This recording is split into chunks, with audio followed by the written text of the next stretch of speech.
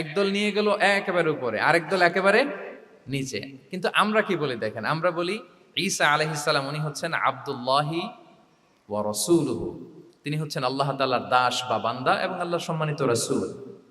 দেখুন কতটা ব্যালেন্স এই আকীদা। আমরা আব্দুল্লাহ বলার মধ্য দিয়ে বেসিক্যালি নাসারাদেরকে রিফিউট করি, তাদের প্রতিবাদ করি আমরা যে তোমরা যে বলেছো আল্লাহ সন্তান না, ওইদিকে উঠানো যাবে না, নিচে নামায় নিয়ে আসো, উনি আব্দুল্লাহ আল্লাহর দাস। আর রসুলহু সম্মানিত রসুল বলে আমরা বেসিকলি ইহুদিদেরকে রিফিউট করি, তাদের প্রতিবাদ করি। আমরা বলি যে না, তোমরা যে বলেছো উনি জারদ সন্তান না, ওনার সম্মানকে পদদলিত করা যাবে না, উপরে উঠাইতে হবে, উঠায়া রসুল ও সম্মানিত রসুল। তাহলে নাসারাদের আকিদা থেকে আমরা নিচে নেমে আসলাম, ইহুদিদের আকিদা থেকে আমরা উপরের দিকে গেলাম। ফলে এটা কি হলো? ব্যালেন্স হলো, ভারসাম্যপূর্ণ হলো, মধ্যম পন্থা হলো। তো আশা করি মধ্যম পন্থার উদাহরণটা বুঝতে পেরেছেন। আরেকটা ছোট্ট উদাহরণ দেই। আমাদের বোনদের যখন পিরিয়ড চলে তখন নাসারারা কি করে দেখেন, খ্রিস্টানরা তারা সব কিছু করে, কোনো বাজ বিচার রাখে না তখন, এমনকি ফিজিক্যাল ইন্টিমেসিতেও যায়। যখন আমাদের বোনদের পিরিয়ড চলে তখন তারা ফিজিক্যাল ইন্টিমেসিতেও যায়, কোনো বাজ বিচার নাই। এটা হচ্ছে নাসারাদের অবস্থান। আর ইহুদিদের কি অবস্থান? এরা এই 5 দিন 7 দিন আমাদের বোনদের যখন পিরিয়ড চলে তখন তারা তাদের স্ত্রীদেরকে ধরবে না, ছোবে না, স্পর্শ করবে না, একসাথে বসবেও না। তাদের ঘরে আলাদা একটা স্পেশাল রুম রাখে, ওই রুমের ভিতরে, ওই ঘরের ভিতরে তাদের 5 দিন 7 দিন ওইখানে কাটাইতে হয়। তোমরা আবার সুস্থ হলে তারপরে আসবে। দেখেন, একদল খুব বাড়াবাড়ি করলো, আরেক দল ছাড়াছাড়ি করলো। কিন্তু আমাদের ইসলামে আমরা ব্যালেন্স, যে বোনদের যখন পিরিয়ড চলে হাজব্যান্ড ওয়াইফ তখন স্বাভাবিক মেলামেশা, কথাবার্তা, ঘরের টুকিটাকি কাজ সবই করতে পারবে, ইল্লাল জিমা, যেটা আমরা ফিজিক্যাল ইন্টিমেসি বলি, ওইটা ছাড়া আমরা সবই করতে পারবো।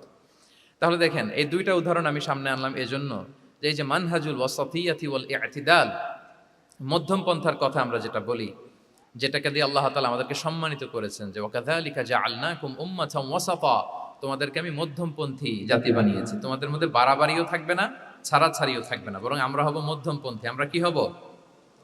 কি হব? তো প্রিয় ভাইয়েরা, প্রথম কথা হচ্ছে আপনি যখন দাওয়া বলবেন তখন আমাকে মধ্যম পন্থা বলতেই হবে। আমরা যখন ইসলাম শিখবো, শিখাবো, ইসলাম বুঝবো, বুঝাবো, এই সব ক্ষেত্রে আমাদেরকে মধ্যম পন্থা অবলম্বন করতে হবে। আমাদের খেয়াল রাখতে হবে আমরা যেন এক্সট্রিম লাইনে না যাই, আবার খুব এক্সট্রা লিবারেল যেন না হয়ে যায়, আমরা যেন মধ্যমপন্থী একটা অবস্থানে থাকি।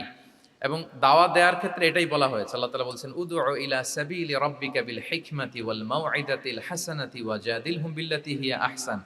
নবী, আপনি লোকদেরকে আল্লাহর পথে ডাকুন, বিল হিকমা, প্রজ্ঞার সাথে, সুন্দর সুন্দর উপদেশ সহকারে, এবং কখনো তর্ক বিতর্কে জড়ানো লাগলে সেটা উত্তমভাবে আপনাকে জড়াতে হবে। তার মানে এই যে ইসলাম বোঝার ক্ষেত্রে, প্রচারের ক্ষেত্রে মধ্যম পন্থার নীতি, যেটা প্রজ্ঞা বা সুন্দর উপদেশমালা দিয়ে দাওয়াত দেওয়া, এটাও মূলত মধ্যম পন্থারই বহিঃপ্রকাশ। আমরা যখন কোনো দাওয়া কাজ করব অলওয়েজ মাথায় রাখতে হবে যে আমি বাড়াবাড়ি যেন না করি, আমি আবার ছাড়াছাড়িও যেন না করি, আমি যেন মাঝামাঝি থাকি। তো এই যে দাওয়া আমরা দিচ্ছি, দাওয়াটা কি? বেসিক্যালি এটা হচ্ছে একটা কমিউনিকেশন, রাইট? এই যে আমি কথা বলতেছি, আপনারা শুনতেছেন, ইমাম সাহেব খুতবা দিচ্ছেন, আমরা সেটা শুনি, স্ট্রিট দাওয়া হয়, বিভিন্ন রকম দাওয়া এখন হচ্ছে, এগুলো বেসিক্যালি কমিউনিকেশন।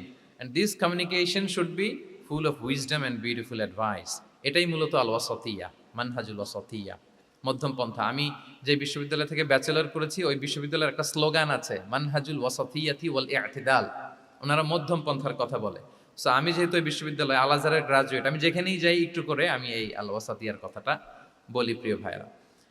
তো দাওয়া যেহেতু কমিউনিকেশন, আমরা ওরাল দাওয়া দিয়ে থাকি, কিন্তু বেসিকলি ওরাল দাওয়ার চেয়ে যেটা প্র্যাকটিক্যাল দাওয়া, থিওরিটিক্যাল দাওয়ার চেয়ে প্র্যাকটিক্যাল দাওয়াটা এটা বেশি ইফেক্টিভ, বেশি প্রোডাক্টিভ।